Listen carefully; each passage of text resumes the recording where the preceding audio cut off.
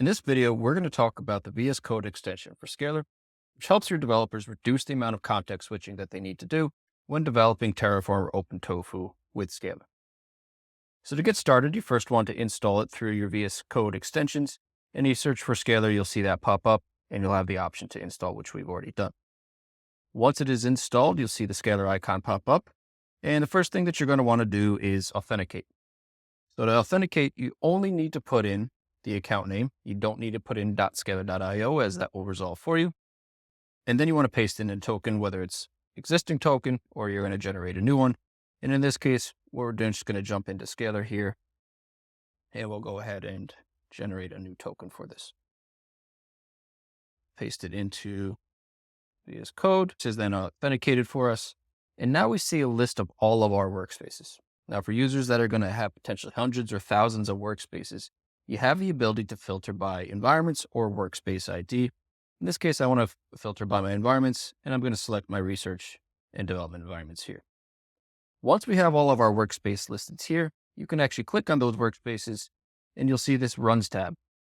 In the Runs tabs, that's going to list all of the runs that have executed for all of your different workspaces. You can switch between the workspaces to only see those runs that are associated with them. And if you click on any one of those, you can actually see the output directly in Scalr as well.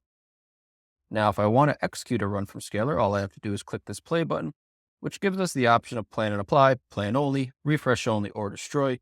In this case, I'm just going to run a plan only, and you'll see that is now started. And we're going to get that streaming of that output directly back. Now, let's say this one actually went through and we needed approval or something that you weren't able to do necessarily with this extension. You can actually just click on this little icon here, which is going to tell you you're going to pop out to an external website, which in this case is Scalr, and it's going to bring you directly into that page where this is operating. So in this case, we jumped right into this runs page. So the goal of this extension, again, is really just to reduce context switching because you're able to see all workspace information, all your Terraform runs with their outputs. You're able to do applies and plans and destroys directly from VS Code. And you're having that information streamed back directly into VS Code for you. So we hope you enjoy this. If you have any issues or feedback that pops up or any feature requests, we encourage you to go to our GitHub repository where you'll be able to open up issues directly in there, and we'll take action on them.